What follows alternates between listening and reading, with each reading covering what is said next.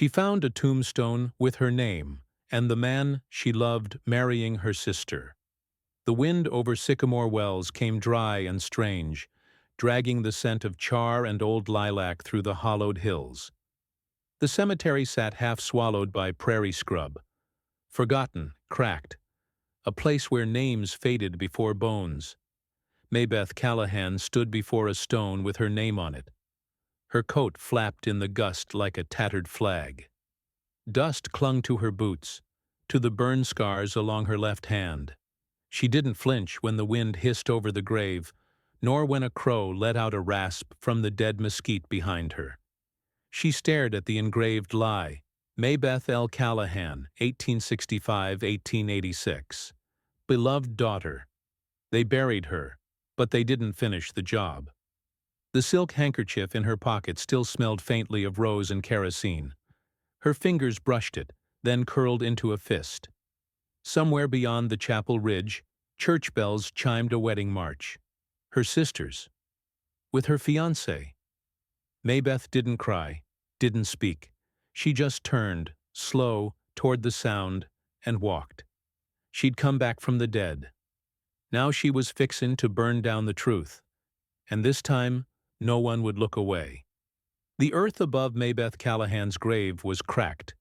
Dust winds tore through Sycamore Wells that afternoon, rattling dry grass and sending tumbleweeds spinning across the far fence lines. A coyote yowled from somewhere distant. The town sat hushed in the heat, steeple bell silent, shutters drawn, as if holding its breath. But out past the chapel, in the churchyard where the dirt didn't rise right anymore, she stood.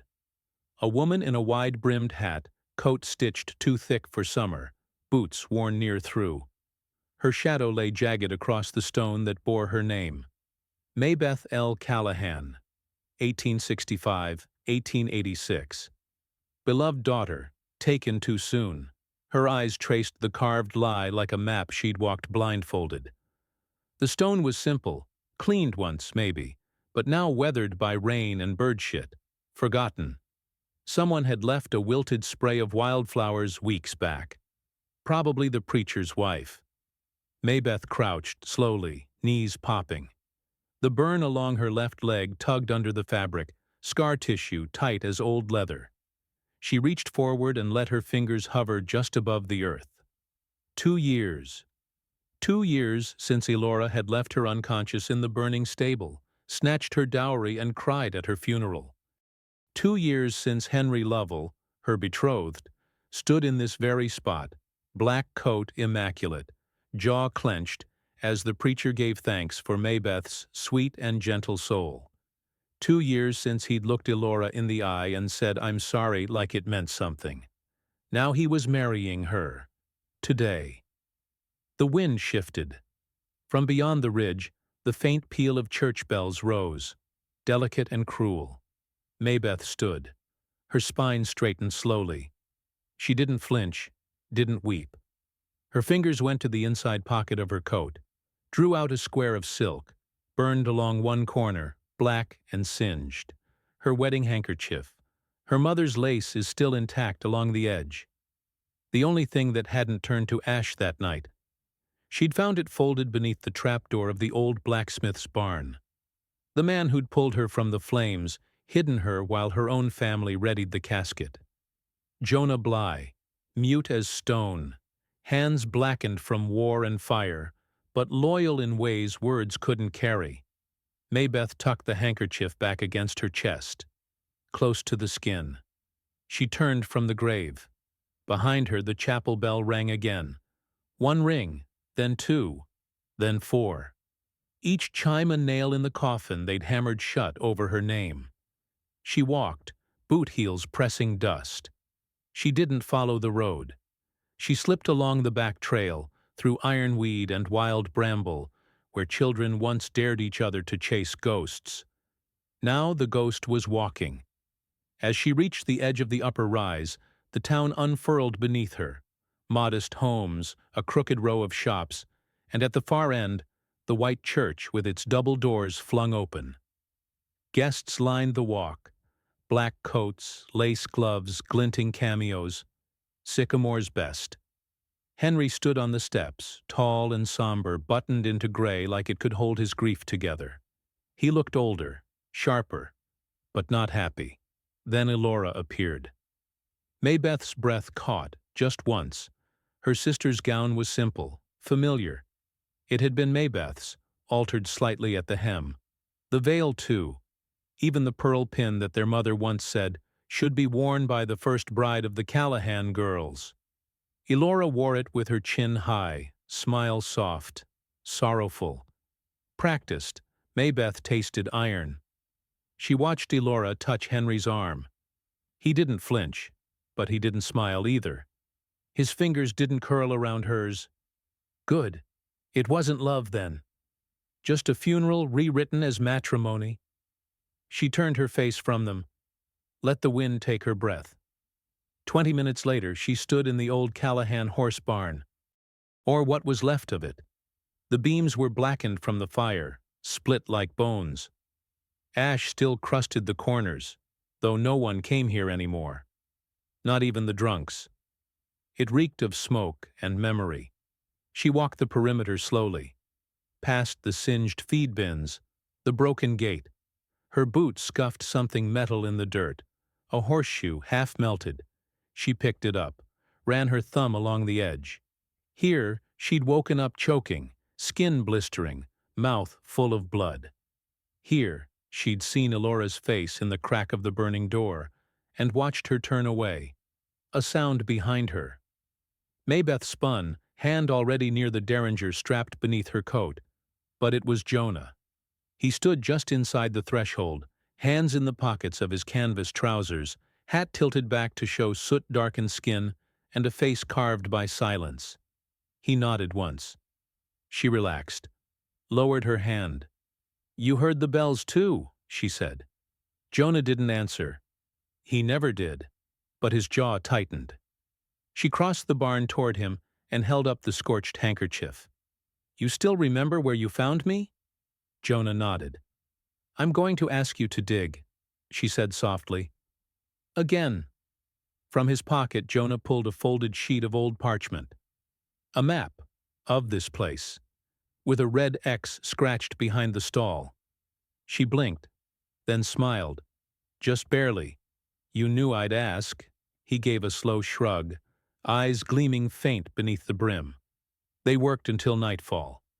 And when the last plank lifted and the last splinter of ash-drenched wood broke free, Maybeth reached down into the soil and pulled up what Elora thought had burned with her. A ledger. Its edges were charred, but inside, the registry of Callahan finances, altered after Maybeth's death. And behind it, wrapped in oilskin, pages torn from her diary. Ink still legible, her handwriting. The truth hadn't died. It had just waited underground. Maybeth stood, holding the pages to her chest.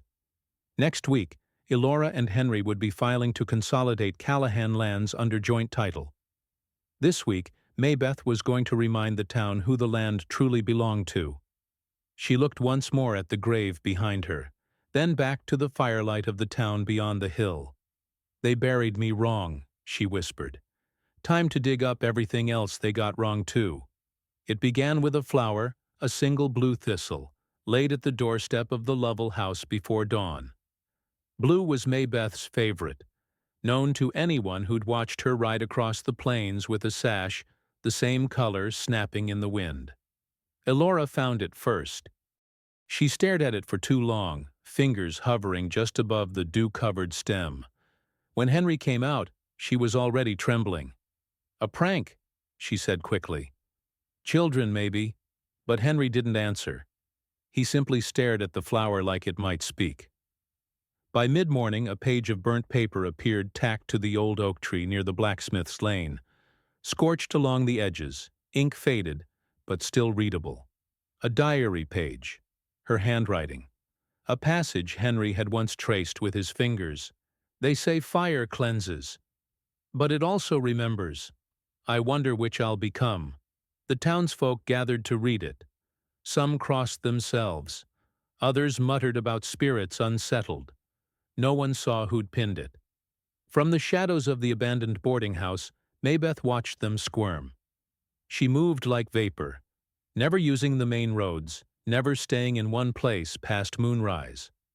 Her boots left no heel prints, her scent masked with pine ash. Even her breathing had changed, so shallow now, she sometimes startled herself when the air returned. Ghosts didn't need to breathe, and Sycamore Wells had made her into one. Jonah Bly followed at a quiet distance, never speaking, always carrying the satchel that held fragments of her old life. The diary, the scarf, the ledger with falsified numbers. But now she wasn't after courtrooms. Not yet. She wanted memory to turn on her enemies first, so she haunted them. Elora saw her next, sort of. It was dusk. The stained glass windows of the church bled gold across the chapel floor as Elora stood rehearsing her reading for Sunday. Henry had gone to the stables. The pews were empty, until she saw movement in the far left corner, a shadow where no lantern had been lit, a woman-shaped darkness just beyond the pulpit. Elora's voice cracked. The figure was gone. She ran outside. Henry found her minutes later, wild-eyed, hands gripping her skirt like it might float away. "I saw her," she whispered. "I saw—" "Who?" Henry asked, but she said nothing more. Maybeth left her next clue 2 days later. The silver hairbrush engraved MC, placed carefully on the bench outside the town apothecary. Miss Turner, nearly blind, picked it up and gasped. "Lord have mercy. This belonged to Maybeth Callahan. I haven't seen it since—" No one saw who left it, but Henry came to see it himself. He held it in both hands. The initials glinted in sunlight. There was a strand of hair still tangled in the teeth, coarse, dark, reddish-brown. He didn't speak, but his jaw clenched like a man biting back the howl inside. By the fourth night, the town was whispering, "She's back. I heard her voice in the well when I drew water. Saw a figure on the ridge at midnight, white coat flutterin'. Didn't walk, floated. She came for her name." The preacher tried to calm them. "Restless dead thrive on fear," he said. "Don't feed shadows." But even he didn't open the chapel after sunset anymore. Maybeth watched from the burned-out stable as Henry passed through the ruins alone. He did this every evening now, walked the same circle around the barn, kicking at ash, rubbing the back of his neck. Sometimes he stopped by the old hitching post, laid his hand flat on the scorched wood, and just stood, like waiting for judgment. Maybeth never let him see her. Not yet. Instead, she left a single boot print in the dust where the fire had started. Just one. Facing away. As if someone had walked out from the flames. The next morning, Henry stared at it like it might grow teeth. Elora unraveled fast. She refused to enter the parlor, wouldn't ride past the graveyard, tore down the blue banner from the porch and burned it in the fireplace while the maid watched, horrified. "She's trying to ruin me," Elora hissed, voice raw. "She's watching." Henry said nothing. He sat by the window holding Maybeth's old diary page in both hands, reading it for the 50th time. That night, Maybeth returned to the chapel. Not to pray, to place something. She climbed the rear stairs to the belfry, silent as frost, and wedged a folded note into the crevice behind the bell rope. Then she lit a candle beneath it, low enough to cast light without burning it. The note read, "You buried me in white lies, and bless the thief. I did not stay buried. When the bells rang at sunrise, they echoed differently. Hollow, offbeat. As if something beneath the rafters wanted to scream." On the 7th day, Maybeth finally walked through town at dusk. Not in daylight, not close enough to be seen. She passed behind windows, reflected in mirror glass, leaving behind scents, suggestions, signs, a loose ribbon on the bridge rail, a blue stone in the bakery window, a half-finished carving on the sycamore tree. She wasn't hunting justice yet. She was softening the ground. And soon the town would no longer remember what the real Maybeth looked like, but they'd feel her, every time the air went still, every time the dog wouldn't go past the graveyard, every time Henry whispered her name after midnight and Elora pretended not to hear. Because a ghost, Maybeth had learned, didn't need to scream. All she had to do was wait for the guilt to do it for her.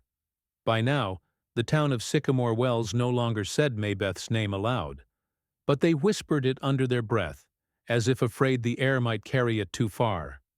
By now, Elora slept with a Bible under her pillow, and Henry kept a pistol in the drawer he once used for wedding vows.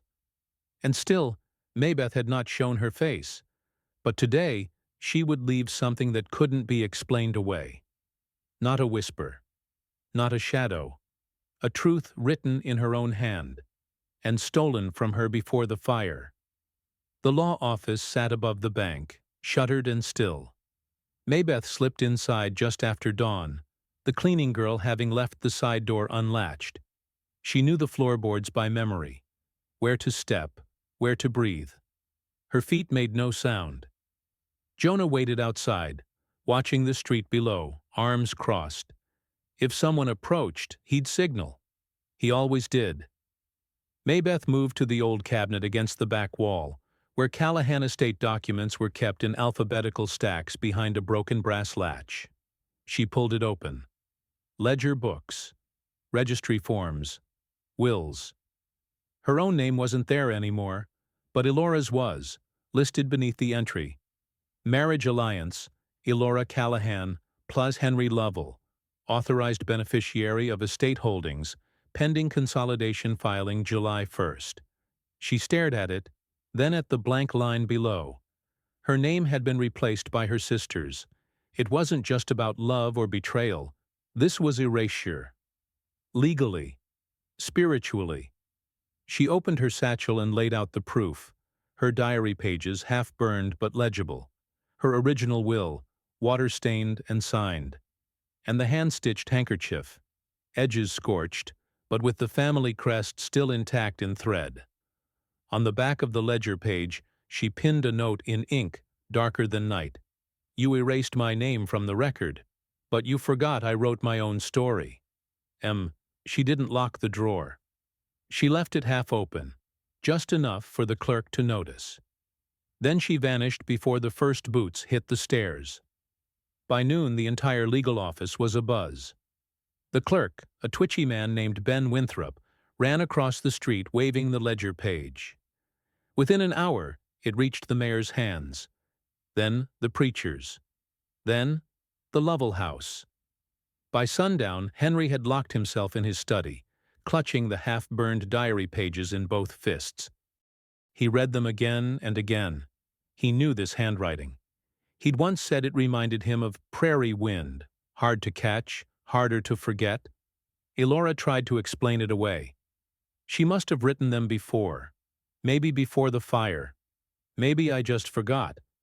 But Henry's voice cracked when he asked, "Why does she mention the blue ribbon I hid in her coat on our first picnic?" Elora said nothing. Her hands trembled and she bit the inside of her cheek until blood slicked her tongue. Henry didn't eat that night, and he didn't touch her. Meanwhile, Maybeth paid a visit to the tailor. Mr. Felix hadn't aged well, stooped, half-blind, fingers bent from years of needlework. But his memory? As sharp as the shears on his workbench. "Miss Callahan," he whispered when she stepped into the back room, hood drawn. He didn't even flinch. "I always knew it wasn't really you in that coffin." She let the hood fall. "You altered my wedding dress. You remember the measurements? 17 at the waist, 31 shoulder. The girl who married Mr. Lovell. She's too slight. The lace never sat right on her collarbone.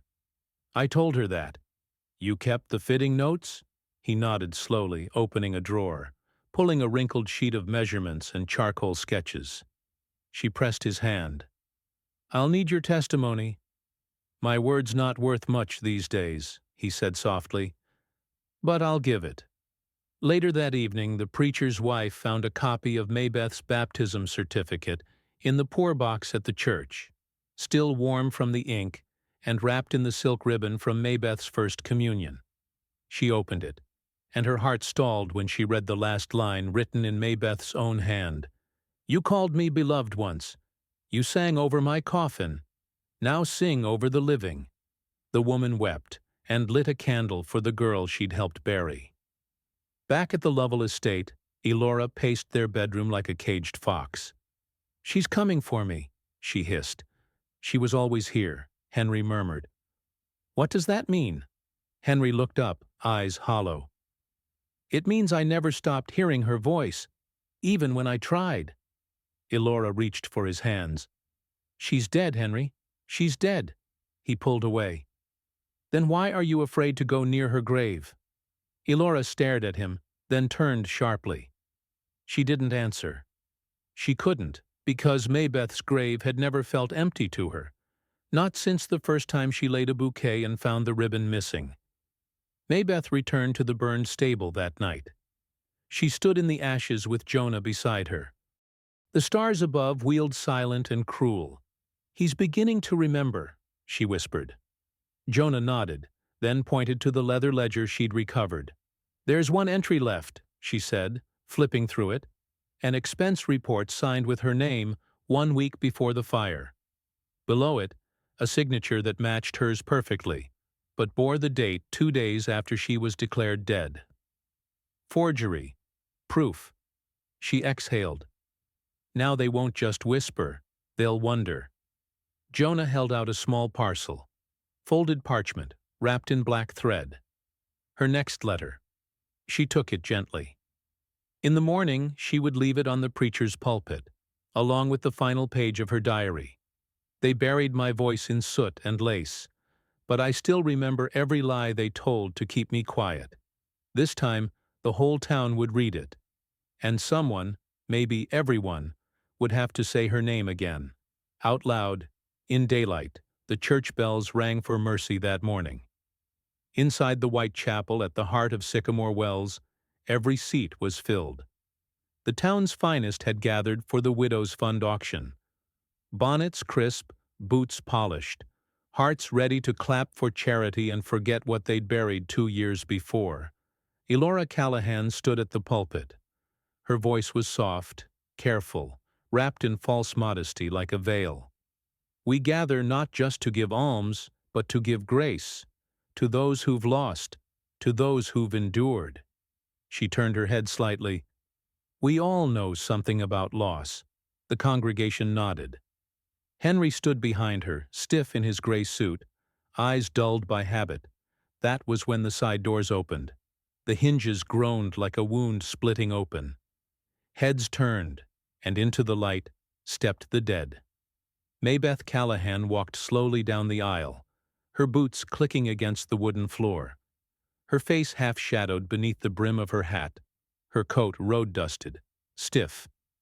But her eyes were alive.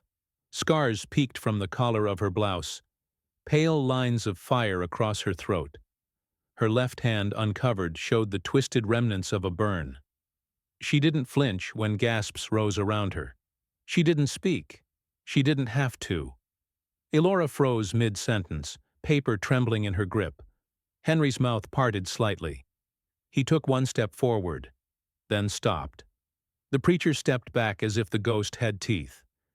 And from the front pew, Ephraim Callahan, father to both women, let out a soft sound, clutched his chest, and collapsed. The room broke. Voices, movement, panic. Someone rushed to Mr. Callahan's side. Others crossed themselves,